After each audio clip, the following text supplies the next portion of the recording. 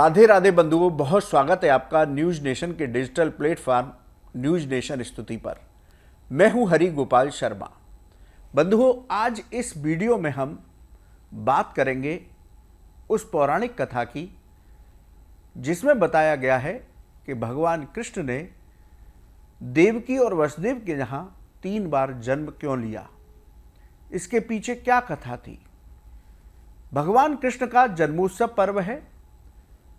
इस साल हम भगवान कृष्ण का 5251वां जन्मोत्सव पर्व मना रहे हैं और इस बार ऐसा दुर्लभ संयोग भी बन रहा है जैसा द्वापर युग में था, यानी कि भगवान कृष्ण के समय चंद्रमा वृषभ राशि में था, रोहिणी नक्षत्र था, जयंती योग था, रोहिणी योग था। इस साल भी 26 अगस्त को ये सभी योग भगवान कृष्ण के जन्मोत्सव पर्व पर बन रहे हैं। तो इस बार का जन्माष्टमी पर्व बेहद खास है।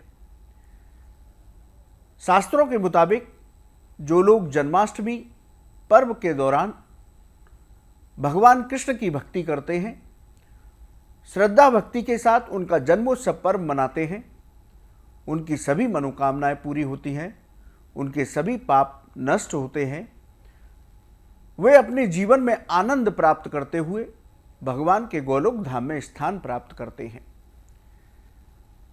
जन्माष्टमी के दिन हमें भगवान कृष्ण की कथाओं का स्मरण करना चाहिए। आज हम इस एपिसोड में भगवान कृष्ण के जन्म की कथा का ही एक प्रसंग लेकर आपके समक्ष उपस्थित है। बंधुओं,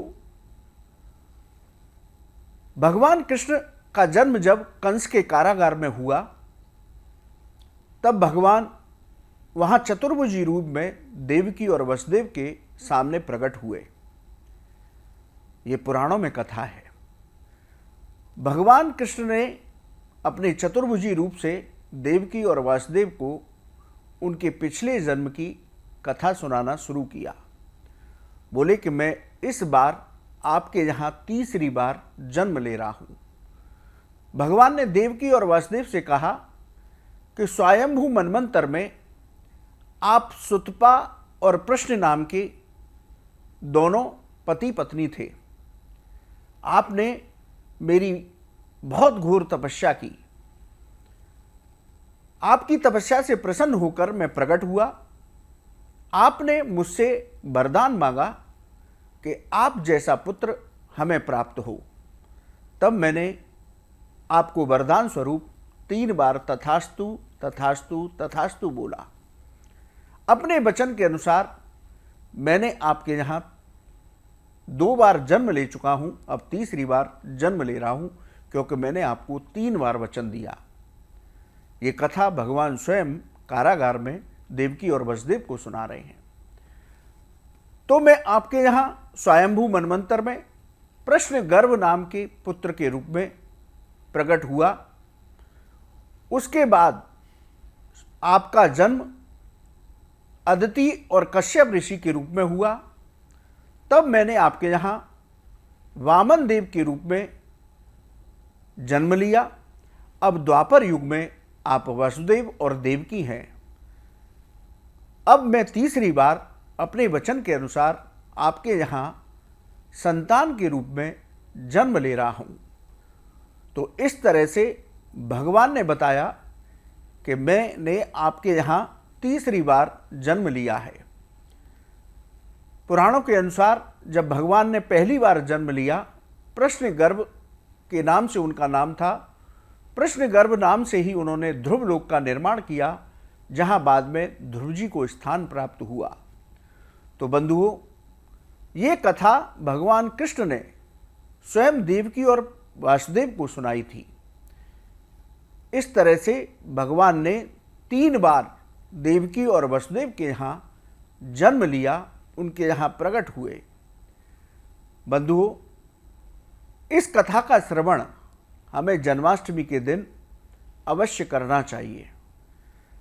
इसीलिए जन्माष्टमी के दिन शास्त्र कहते हैं, संत जन कहते हैं कि प्रत्येक व्यक्ति को 10वें स्कंद का पाठ करना चाहिए, श्रीमद् भागवत के। क्योंकि श्रीमद् भागवत के 10वें स्कंद में भगवान कृष्ण के जन्म से लेकर उनकी लीलाओं का वर्णन है। जो लोग श्रीमद् भागवत के 10वें स्कंद के किसी एक अध्याय का भी पाठ कर लेते हैं या उनका अर्थ पढ़ लेते हैं तो उनको भगवान कृष्ण की दिव्य कृपा प्राप्त होती है। बंधुओं, इस कथा का श्रवण हमें जन्माष्टमी के दिन अवश्य करना चाहिए। बंधुओं, ये आपको वीडियो कैसा लगा आप हमारे कमेंट बॉक्स में लिखें। आपका यह ज्योतिष और धर्म से संबंधित सवाल है तो आप हमारे कमेंट बॉक्स में लिखें, हम उसका जवाब अवश्य देंगे। भगवान कृष्ण के जन्मोत्सव से जुड़ी इसी तरह की जानकारी हम आपको अपने चैनल पर देते रहेंगे, इसलिए आप हमारे चैनल से लगातार जुड़े रहिए। भगवान कृष्ण का जन्मोत्सव पर्व हम सभी को बड़े आनंद और उत्साह के साथ मनाना चाहिए। जय जय श्री राधे।